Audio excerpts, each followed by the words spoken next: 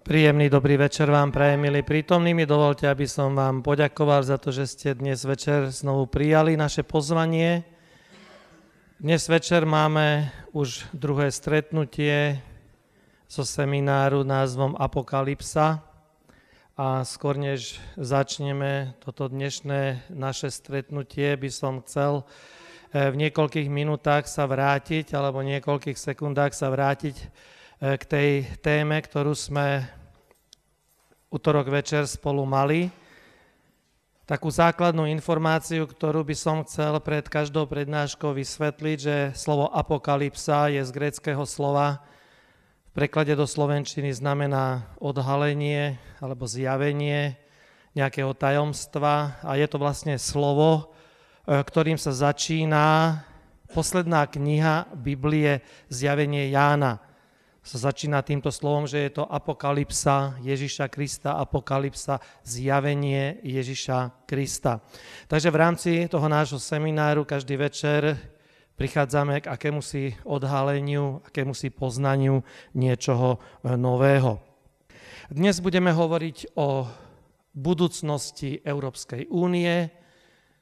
Budeme hovoriť o tom, čo politici hovoria o Európskej únii a samozrejme budeme hovoriť na základe biblického proroctva. Skôr než sa pustím do tejto témy, chcem vás informovať v úvode, že v Biblii nenájdete len proroctva o Európskej únii, ale v Biblii nájdete 5 až 600 výrokov, prorockých výrokov, ktoré sa týkajú našej doby.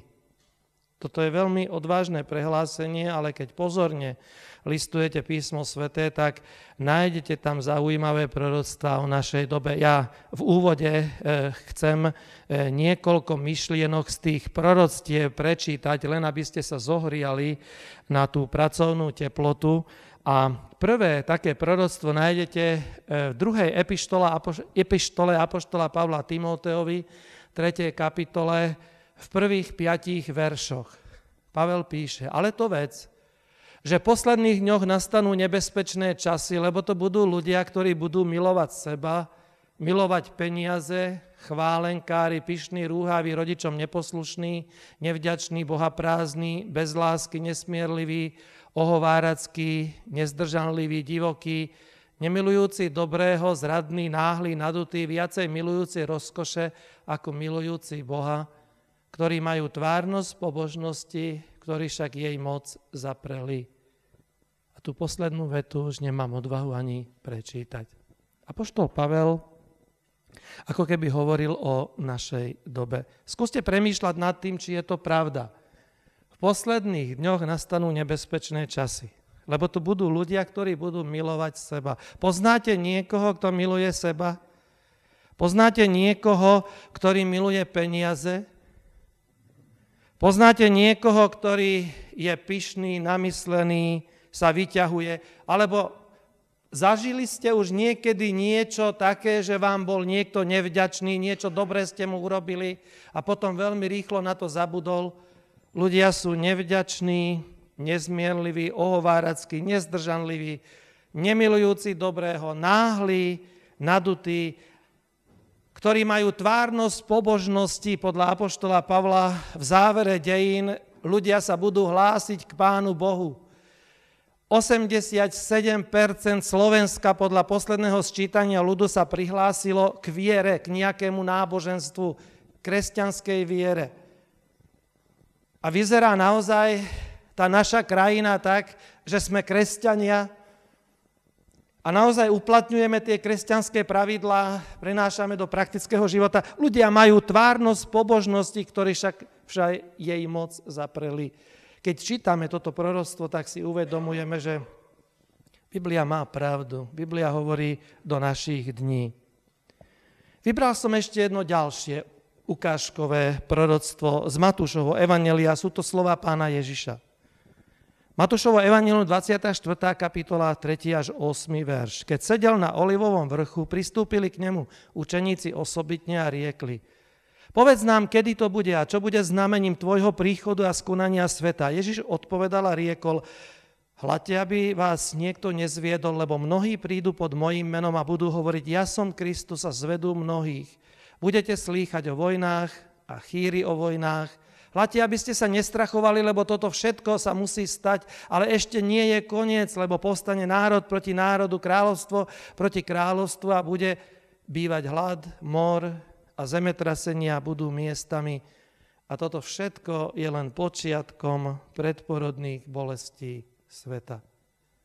Znovu je to zaujímavé proroctvo, ktoré ja dodávam, že približne už 50 rokov počúvam, pretože v rozhlase, v televízii, v novinách dennodenne zaznievajú správy o vojnách, chýry o vojnách, o zemetraseniach, o chorobách.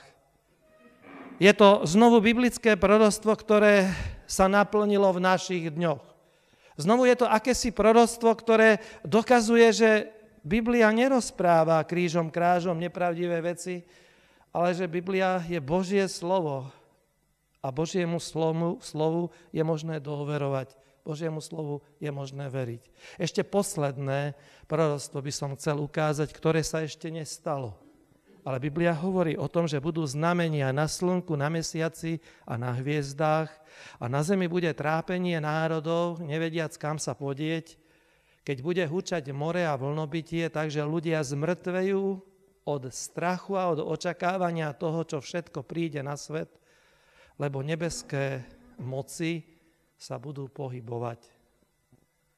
Je to také proroctvo, ktoré sa ešte nesplnilo, možno čiastočne, lebo keď pozeráme na putovanie národov, na utečeneckú krízu, tak vidíme, že je to trápenie národov, nevediac kam sa podieť, keď bude hučať more a vlnobytie, ale toto proroctvo ešte sa nesplnilo, toto proroctvo ešte je pred nami. Keď Ježiš povedal, že pred záverom budú také veci sa diať, že prírodné zákony, nebeské sily a nebeské moci sa budú pohybovať. Viete si predstaviť takú zmenu, že naša zemegula by pohla zo svojho miesta, alebo keby naša zemegula sa začala krútiť rýchlejšie, než sme navyknutí. Viete si to predstaviť, že rok nebude trvať 365 dní, ale povedzme 250. Keď sa to stane, keď nebeské sily a nebeské moci sa budú pohybovať, toto povedal Pán Ježiš, tak ľudia zmŕtvejú od strachu a od očakávania toho, čo príde. Pretože teraz ešte zatiaľ žijeme v bezpečí, teraz vieme presne predpovedať, kedy zajtra ráno ide slniečko, vieme, kedy zapadne, teraz sme navyknutí na zákony gravitácie, teraz všetko ešte funguje, ale tesne pred záverom sa všetko zmení. A toto proroctvo vyslovil Ježiš Kristus. Samozrejme, toto sa ešte nesplnilo, ale v úvode som chcel povedať, že v Biblii je mnoho prorockých výrokov, ktoré sa stali a ktoré sa stanú v blízkej budúcnosti. Keďže dnes chcem citovať biblické proroctvá, ktoré hovoria o budúcnosti Európskej únie, tak je potrebné, aby sme si uvedomili, že nebudeme teraz čítať prehlásenie nejakého politika, nebudeme čítať nejaký novinový článok, nejakého politológa nepozveme na rozhovor a nepoložíme jemu tú otázku, ako to zvyknete vidieť v televízii, že príde nejaký politológ a začne uvažovať, premýšľať o tom, že čo prinesie budúcnosť. Keď voľby dopadnú tak, ako sa vyvinie situácia. Keď voľby dopadnú inak, zase príde nejaký politológ a začne filozofovať nad tým, že čo sa bude diať. Ale to, čo my budeme čítať, to je biblické proroctvo. To je proroctvo, ktoré je pevné. Je to proroctvo, ktoré 100% sa splní, čomu môžeme dôverovať, čomu môžeme veriť. Možno niektorí z vás by povedali, že začať by som mal s tým, čo sa deje dnes v Európe. Čo hovoria politici, ako vlastne sa pripravujú v Nemecku na parlamentné voľby, ako vo Francúzsku na prezidentské voľby. Mohol by som rozprávať o tom, čo bude po Brexite. Mohol by som rozprávať o finančnej kríze Grécka, o tom mimochodom už v posledných mesiacoch počujeme menej, ale tá kríza ešte stále trvá, ale už možno nikoho to nezaujíma. Mohol by som začať rozprávať tieto problémy, ale vynechám to, pretože predpokladám, že vy to čítate v novinách, vy to počujete v rozhlase a v televízii. A to nie je povinnosťou mojou, že čo sa deje dnes v Európe, ale to, čo ja chcem povedať, alebo o čom ja chcem hovoriť, je budúcnosť. Čo sa bude diať s Európou. Keby som chcel jedným biblickým textom charakterizovať situáciu v Európe, tak by som citoval 46. žalm. Prvý verš toho žalmu hovorí: národy sa búria, klatia sa kráľovstvá. Toto je situácia dnes v Európe a možno aj vo svete. A tu zaznie jeho hlas a zem sa roztápá. Ja som použil katolícky preklad písma svätého, ale keby som použil Roháčkov preklad, tak Roháček hovorí: a sa zem rozplýva. Sa zlakne celá zem, keď národy sú v pohybe. Národy nie sú pokojné. A do toho zmätku, ako keby sme mali zaslúbenie, že zaznie Boží hlas, volajúci hlas. V záujme toho, aby ste pochopili budúcnosť, by som vás chcel pozvať do minulosti. Minimálne 2500 rokov vás chcem pozvať, aby sme cestovali v čase do tej doby, keď babylonská ríša, ktorú vidíte na mape, bola na vrchole svojej slávy. Je to asi 6. storočie pred našim letopočtom a vtedy sa niečo stalo. Tak čítame, že najslávnejší panovník Babylónu, král Nabuchodonozor alebo Nabukadnézar, znovu záleží na preklade, aký používate, napadol Júdeu. Biblia opisuje ten príbeh. Nie len história zaznamenáva, ale Biblia hovorí o tom, že babylonský král v 3. roku panovania judského kráľa Joakima prišiel babylonský kráľ Nabuchodonozor k Jeruzalému a oblial ho. A Pán mu vydal do ruky judského kráľa Joakima a čiastku náradia Božieho domu odniesol ich do krajiny Senára, do domu svojho boha, nádoby zaniesol do klenotnice svojho boha a vtedy povedal král Ašfenezovi, svojmu veliteľovi eunuchov, aby zo synov Izraela z kráľovského potomstva spomedzi znešených priviedol mladíkov, na ktorých niet nejakej chyby pekného zovňažku, vnímavých pre každú múdrosť, vystrojených znalosťami, chápavých na vedomosť, ktorí by boli schopní stáť v kráľovskom paláci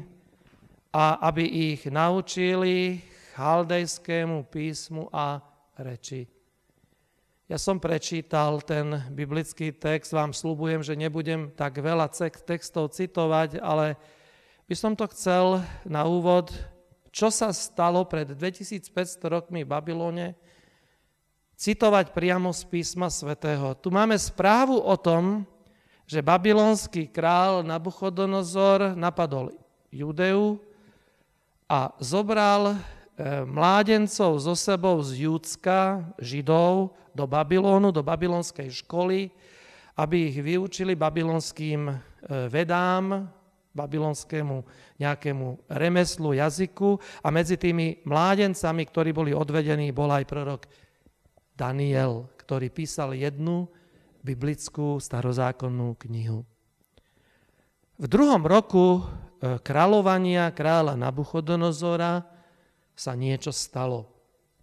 Biblia zaznamenáva, že král dlho premýšľal jedného večera nad tým, čo sa bude diať v budúcnosti. A nevedel zaspať. A možno aj vám sa to stáva, keď premýšľate o tom, že čo bude zajtra, alebo čo bude o rok. Keď vás trápi táto myšlienka, tak niekedy spánok od nás odchádza a král nevedel zaspať a potom možno po polnoci rýchlo zaspal. A počas spánku videl sen. Keď sa ráno zobudil, okamžite volal svojich radcov, svojich kúzelníkov, špiritistov, mágov, hvezdárov. Tedy rozkázal král povolať učencov, hvezdárov, čarodejníkov, chaldejov, aby oznámili kráľovi jeho sny. A tak prišli a postavili sa pred kráľom a kráľ im povedal: sníval sa mi sen a môj duch je hnaný nepokojom zvedieť ho.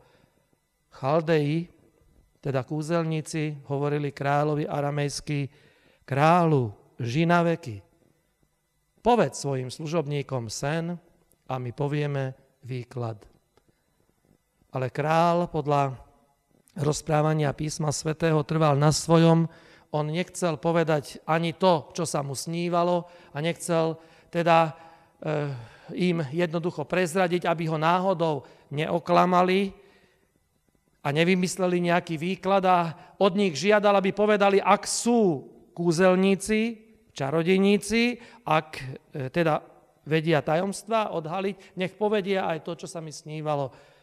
A na to mudrci, Chaldeji, teda čarodejníci, astrológovia tedajšej doby, odpovedali kráľovi slovami: niet človeka na zemi, ktorý by mohol povedať vec kráľovú, pretože ešte žiadny král, akokoľvek veľký a mocný, nežiadal takej veci od žiadneho učenca, hvezdára alebo chaldeja. Vec, ktorú žiadá král, je zriedkavá a ťažká. A sledujte teraz, nie je to iného, kto by ju mohol povedať pred kráľom, okrem bohov, dôležitá veta, ktorí však nemajú svojho obydlia s telom. Inými slovami, mudrci Babylóna povedali kráľovi: toto, čo ty chceš vedieť, to ti môže oznámiť len Pán Boh, ale ten nemá s nami nič spoločného. A práve na základe tej skutočnosti vám chcem povedať, že to, čo dnes budeme študovať, je také proroctvo, ktoré nemá nič spoločného s jasnovicami, vykladačmi kariet, astrológmi, špiritistami, kúzelníkmi. Nemá nič spoločného s politológmi a s politikmi a s nejakými ekonómmi, ľuďmi, ktorí by náhodou chceli predpovedať budúcnosť, ale to, čo budeme študovať, pochádza od Pána Boha. Král, samozrejme, že sa nahneval a okamžite vydal rozkaz, aby všetkých kúzelníkov popravili, aj s ich rodinami, aj s deťmi, a ich domy, aby podpálili a zničili, pretože povedal, takí kúzelníci sú k ničomu, čo mi nevedia povedať sen a nevedia oznámiť výklad. Keď vyšiel taký rozkaz a začali vraždiť kúzelníkov, tak Daniel, jeden z tých mládencov, ktorí boli z Izraela, teda z Júdska, boli vzatí do Babylónu, prosil kráľa, aby prestal vraždiť mudrcov Babylóna. Prosil ho o čas. Išiel ku kráľovi a povedal: daj mi čas, aspoň niekoľko hodín, aspoň jeden deň, a ja ti oznámim sen a oznámim aj výklad. Daniel išiel hore ku kráľovi a žiadal, aby mu to umožnil oznámiť vec kráľovu. A potom Daniel sa vracia domov, pozýva svojich 3 priateľov a začali sa modliť.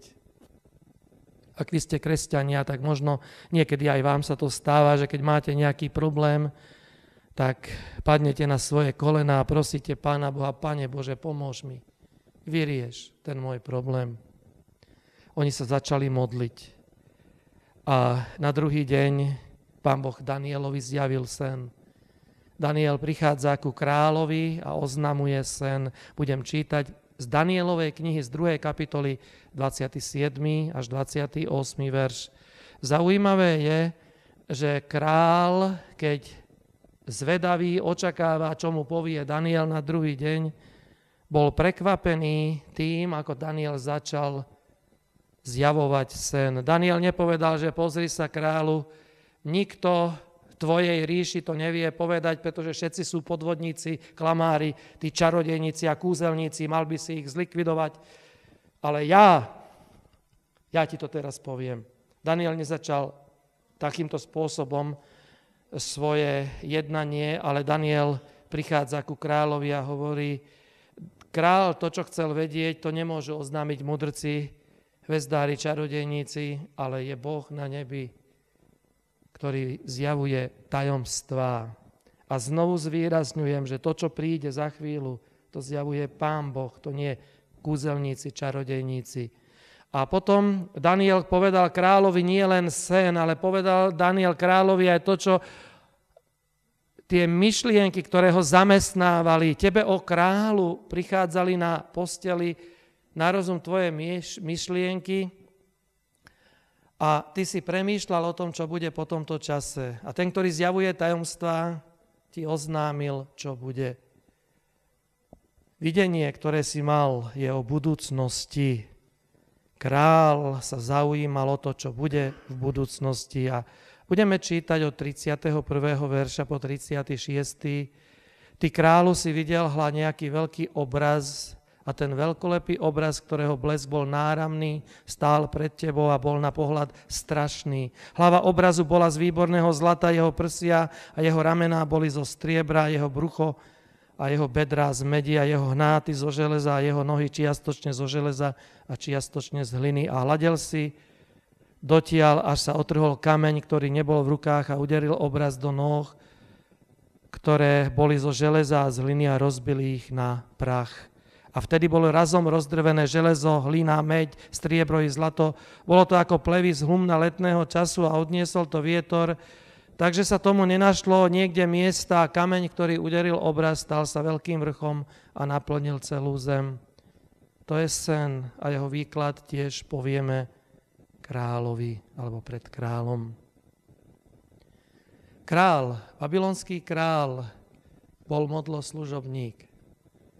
A tu chcem na malú chvíľu sa zastaviť a chcem povedať, keď Pán Boh chce upútať pozornosť niekoho, tak použije taký spôsob, ktorý funkčný je. Skúste premýšľať nad tým, keby dnešný človek premýšľal o budúcnosti, ako by Pán Boh dnešným ľuďom upútal ich pozornosť. Dnešného človeka, keď chcete osloviť, tak je potrebné, aby ste ukázali nejaké pekné auto. Okamžite chlapom sa otvoria oči a začnú už pozerať za tým. Alebo keď uvidia nejakú peknú ženu, tak sa im otvoria oči. Ženy, keď uvidia kvety, tak sa im otvoria oči. Alebo nejaké krásne oblečenie, nejaké módne oblečenie, nejaké šaty. Alebo nejaké športové podujatie, nejaký futbalový zápas. Ľudia radi rozprávajú o tom. A otvoria sa im oči dnes.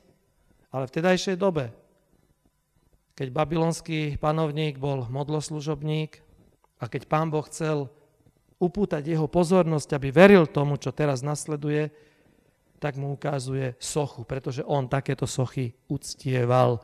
On bol modloslužobník. Táto socha symbolizuje ľudské dejiny.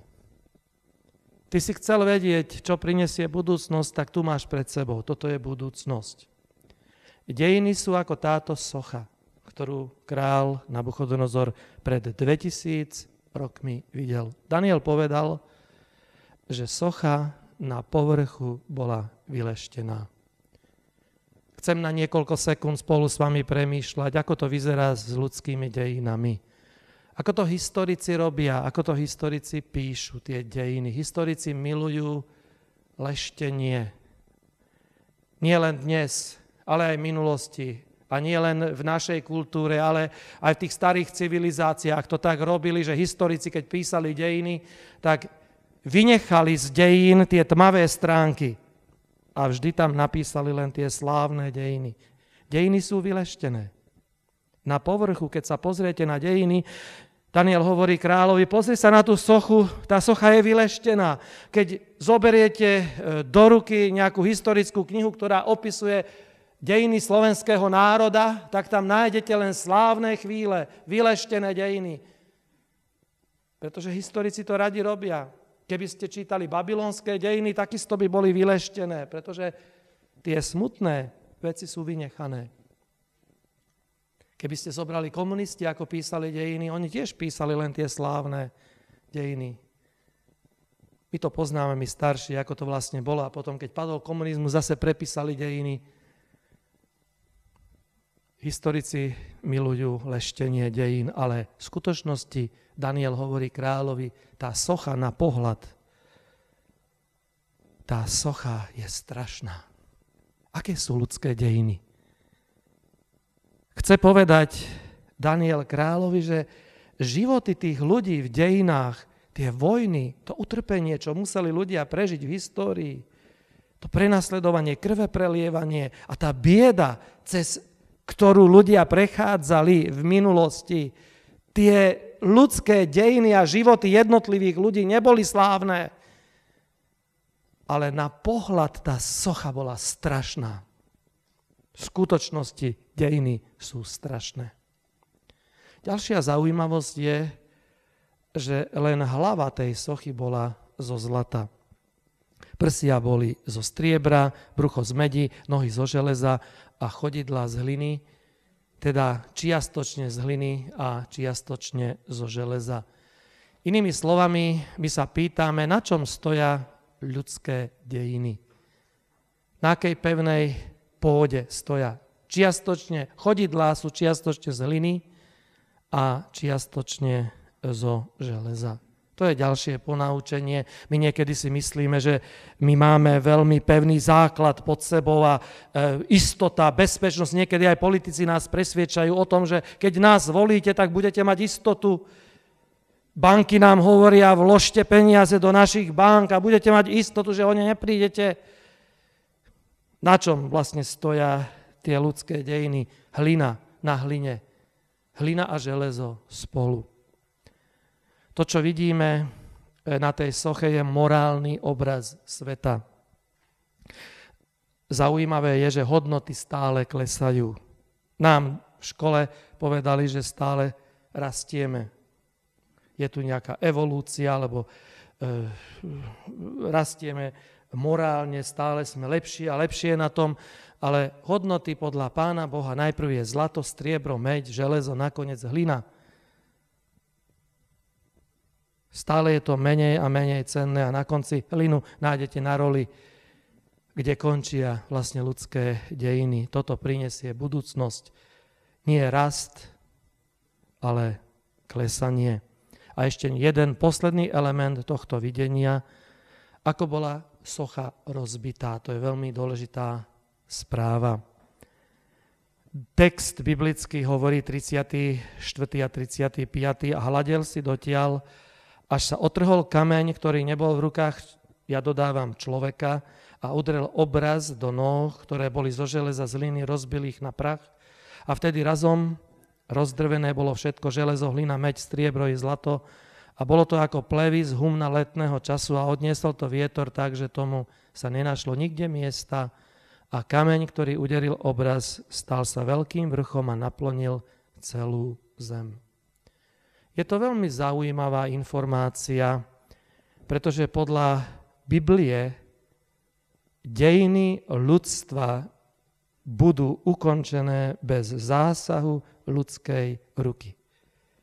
Keď zoberiete do rúk nejaké noviny, vedecký časopis, tak tam nájdete správu o tom, že človek je schopný zničiť zemegulu. Človek spácha samovraždu. Možno ste počuli o tom, že naši politici bojujú o to, aby sme nezničili atmosféru úplne. Lebo keď zničíme atmosféru, tak nebudeme môcť, tak planéta sa začne zohrievať a zásahom ľudskej ruky život bude znemožnený na tejto planéte. Iní zase píšu o tom, že máme rakety a atomové zbrane už tak nachystané, že by sme boli schopní zničiť našu planétu 100-krát za sebou. Samozrejme, že ja netvrdím, že to nie je pravda, že by sme vedeli zničiť planétu aj 100-krát za sebou, lebo máme také zbrane, veľmoci majú takéto zbrane, ale ja vás chcem ubezpečiť, nemusíte sa báť 3. svetovej vojny. Aj keď politici sa boja toho, že čo by bolo, keby Amerika napadlo Rusko. Čo by bolo, keby Čína niečo sa začala rozťahovať, alebo čo by bolo, nedávno som počul, Putin povedal, toto berte len ako informáciu do zátvorky, čo Amerika od nás chce. Čo si myslí Amerika? My pošleme len jednu raketu do Yellowstoneu a bude po Amerike. A hovoril pravdu. Putin hovoril pravdu. Pretože v Amerike, v Národnom parku v Yellowstone je super vulkán, ktoré je predtým, než chce sa zobudiť a vystreliť. A odborníci hovoria, sledujú každú chvíľu, kedy sa to stane skutočnosťou. A Putin hovorí, my pošleme tam jednu raketu, len pomôžeme tomu a je po Amerike. Celá Amerika zanikne. Ako poznáme dnes Ameriku, Severnú Ameriku, zanikne, ak to super vulkáno vystrelí. A odborníci hovoria, už je to na dosah ruky. Môže to prísť o 2 týždne alebo o 50 rokov. Ale je to úplne jedno. Odborníci hovoria, stane sa, príde táto doba. My sme schopní sami zničiť život na tejto planete. Vojny zapríčinili ľudia ľudskou rukou, ale biblické proroctvo hovorí, nemusíte sa toho báť. Pretože biblické proroctvo hovorí, že bez zásahu ľudskej ruky sa otrhol kameň, ktorý nebol v ľudských rukách. Koniec príde nečakane, koniec príde rýchle, ale nemusíte sa toho báť, že my ľudia spáchame samovraždu, pretože dejiny ľudstva sú pod kontrolou. Teraz poďme sa pozrieť na výklad toho samého sna a toho videnia. Daniel začal vykladať sen. 37. a 38. verš budem čítať z 2. kapitoly Danielovej knihy, kde Daniel hovorí kráľovi Nabuchodonozorovi, tou zlatou hlavou, čo si videl, to si ty. To je babylonská ríša, zlatá hlava. Ale je dobré vedieť, že len hlava tej sochy bola zo zlata. Babylonská ríša bola na vrchole, myslím na novobabylonskú ríšu, bola na vrchole od roku 605 pred našim letopočtom až do roku 539. Babylončania všetko vyrábali zo zlata. Zlatá hlava veľmi trefne vystihuje ich myslenie. Ďalšia ríša, ktorá porazila Babylon, bola Medoperská ríša. Tá ríša už bola symbolizovaná striebrom. Medoperžania vymenili Babylonskú ríšu. My vieme, že v roku 539 král medoperský, král Kyros a Darius porazili mesto Babylón. A keby sme mali viac času, by som mohol rozprávať aj to, akým spôsobom sa im to podarilo. Ten pád bol veľmi rýchly a veľký slávny Babylón zničili za jednu noc.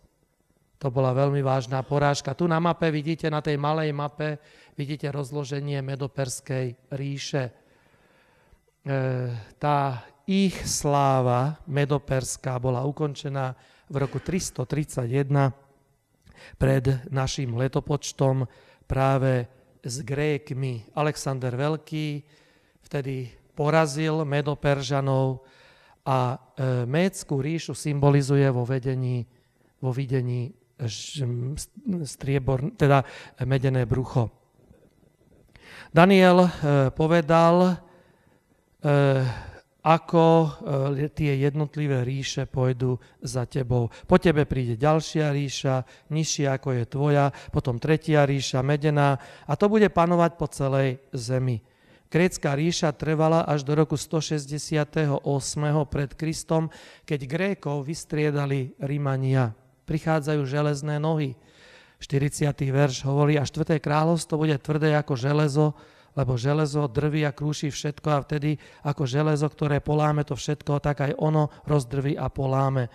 Železné nohy symbolizujú rímsku ríšu. Tu vás chcem upozorniť na to, že bola ríša východorímska a západorímska ríša. Západorímska ríša, na mape vidíte rozloženie ríše, trvala od roku 168 pred Kristom až do roku 476. roku, tam je omyl, 476. roku po Ježišovi Kristovi.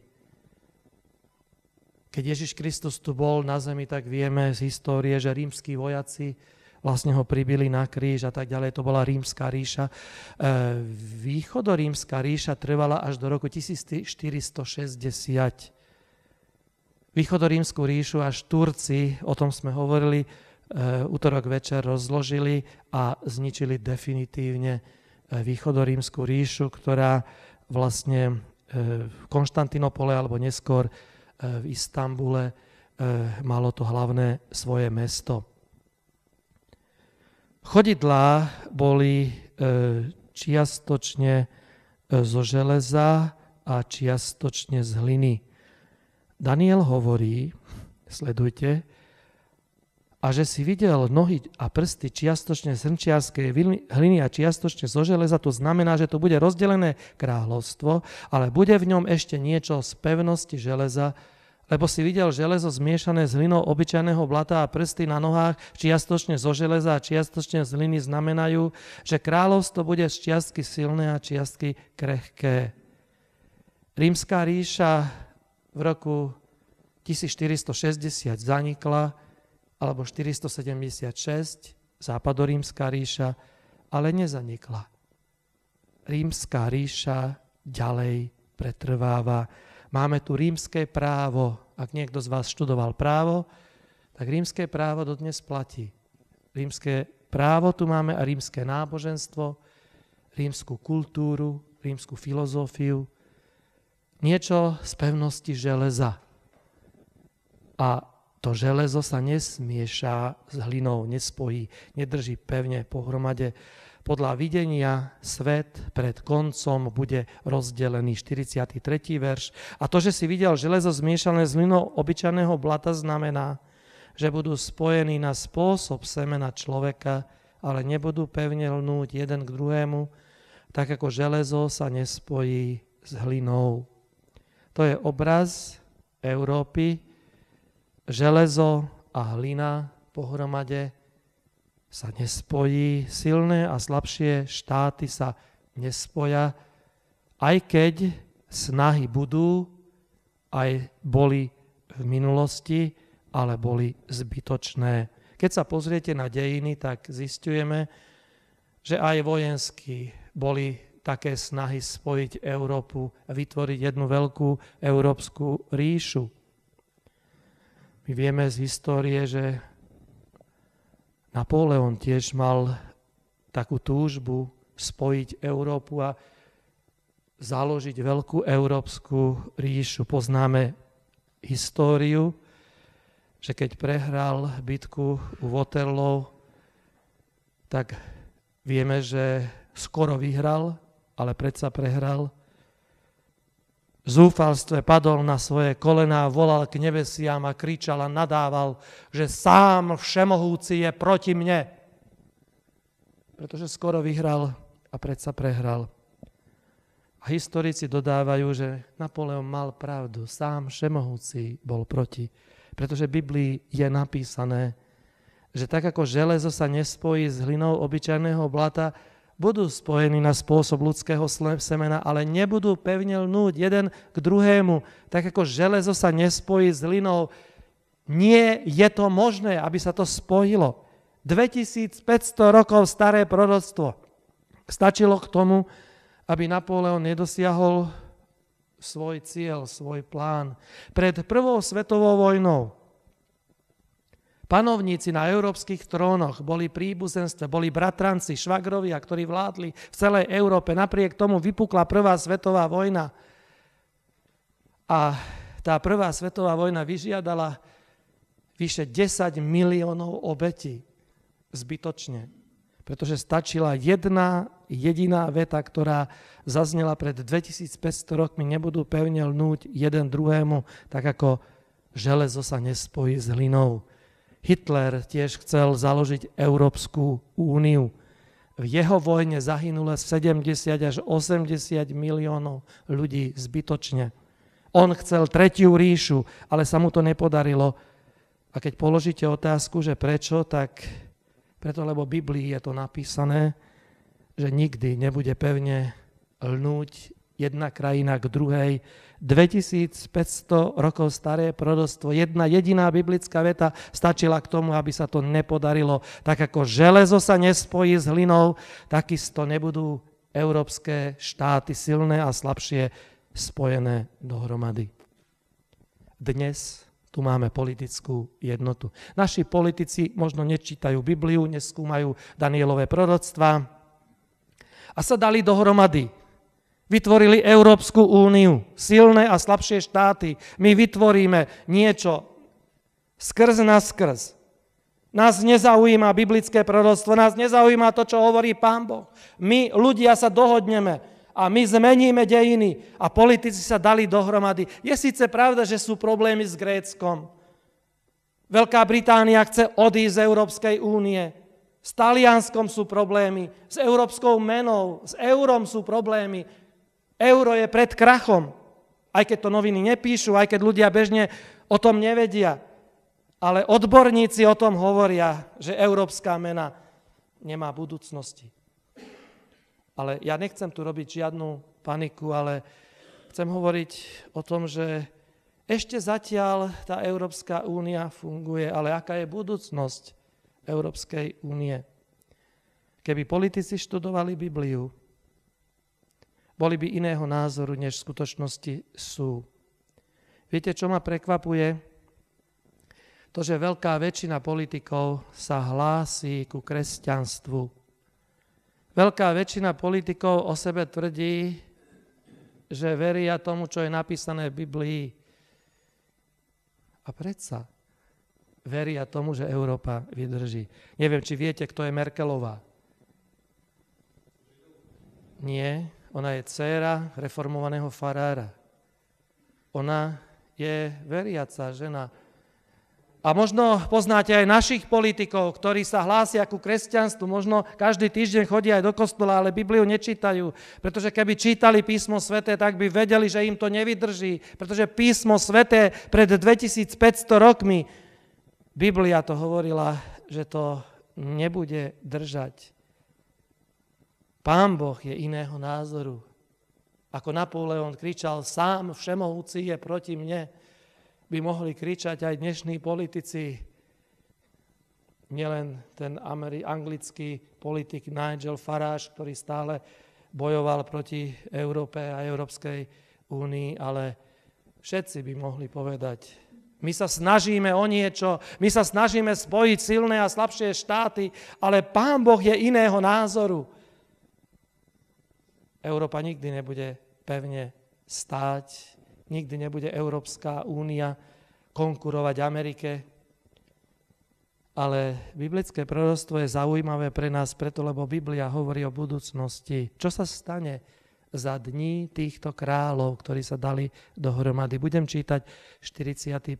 verš, lebo si videl, že sa od vrchu otrhol kameň, ktorý nebol v rukách a rozbil na prach železo, meď, hlinu, striebro i zlato. Veľký Boh oznámil kráľovi, čo bude po tomto, a sen je istý a jeho výklad je verný. Čo sa bude diať v budúcnosti, na čo máme čakať? Aká je budúcnosť Európy podľa Biblie? Skala bez zásahu ľudskej ruky všetko rozbije. A keď otvoríte Bibliu a začnete skúmať, že čo skala Biblii symbolizuje, tak zistíte, že Biblii skala symbolizuje Krista. Skala bez zásahu ľudskej ruky rozbije. Skala padne na tú sochu a rozbije na prach všetko. Dnes žijeme v čase rozdeleného sveta, rozdelenej Európy, keď železo a hlina sa nechcú spojiť a za tým následuje pád skaly. Za tým následuje druhý príchod Ježiša Krista. Kvôli tomuto 2500 rokov starému proroctvu verím, že Európa, a dokonca nielen Európa, ale aj celý svet, čo skoro zanikne. Príde nová doba, nová éra. Biblia hovorí, že príde Kristus druhýkrát na našu zem, zasiahne do ľudských dejín a pravdivosť tohto proroctva, biblického proroctva dokazujú dejiny. Keď všetko, čo bolo pred 2500 rokmi povedané, všetko sa splnilo, tak ako Daniel vykládá Nabuchodonozorovi, že ty si to zlatou hlavou, babylonská ríša zanikla, Medoperžania zanikli, Gréci zanikli, Rím, zaniká rozdelený svet, rozdelená Európa je dnes. Prečo, keď všetko sa splnilo, tak prečo by sa nesplnilo to posledné, pád tej skaly, o čom vlastne Biblia hovorí, že príde bez zásahu ľudskej ruky. My nemusíme dať súhlas Ježišovi Kristovi, on nebude žiadať súhlas, či môže prísť, alebo nie. My nemusíme hlasovať, či dovolíme mu, aby prišiel, alebo neprišiel. Bez nášho súhlasu on príde. On slúbil, že príde, tak príde. Zaujímavé je, že Danielová kniha bola skúmaná aj v histórii a veľmi významní ľudia sa zaujímali o Danielovú knihu. Napríklad Isaac Newton veľmi pilne študoval Danielovú knihu. Tomáš Garrigue Masaryk tiež veril tomu, čo je napísané v Danielovej knihy. Leonardo da Vinci, Krištof Kolumbus tiež skúmal Danielovú knihu. Josephus Flavius tiež veril tomu, čo je napísané v Danielovej knihe. A nakoniec mi dovolte povedať, a Ježiš Kristus veril tomu, čo je napísané v Danielovej knihe. Matúšovo Evangelium 24. kapitola hovorí v 15. verši: skúmajte Danielovú knihu, študujte Danielovú knihu, sledujte pozorne, čo je napísané v Danielovej knihe, lebo ak to uvidíte, že sa všetko spĺňa, to, čo je napísané v Danielovej knihe, vedzte, že koniec je na dosah ruky. Vedzte, že Kristov druhý príchod je pred nami. Preto toto proroctvo je tajúplné, záhadné, ale zároveň aj vierohodné. Ja by som vás chcel poprosiť, aby ste to brali veľmi vážne. Ježiš čoskoro ukončí ľudské dejiny a stane sa skutočnosťou to, čo kresťania už takmer 2000 rokov na modlitbe prosia: príď tvoje kráľovstvo. Možno každý z vás pozná tú modlitbu Otče náš. A v tej modlitbe je vyslovená, denne vychádza z úst miliónov ľudí tá prosba: príď tvoje kráľovstvo. Jeho kráľovstvo príde, táto modlitba bude vypočutá a príde také kráľovstvo, kde už nebudú cintoríny, kde už nebudú manifestácie, kde už nebudú vojny, kde už nebude žiadne utrpenie, kde už nebudú lekári, nebudeme ich potrebovať. Všetci budeme mladí, všetci budeme zdraví a šťastní. Príď tvoje kráľovstvo, toto volanie vlastne vychádza z úst miliónov ľudí a ja verím tomu, že Pán Boh počuje volanie týchto ľudí a jedného dňa jeho kráľovstvo príde v osobe Ježiša Krista na našu zem. A ja vás prosím, aby ste aj vy, keď môžete, dennodenne proste príď tvoje kráľovstvo čím skôr. Amen.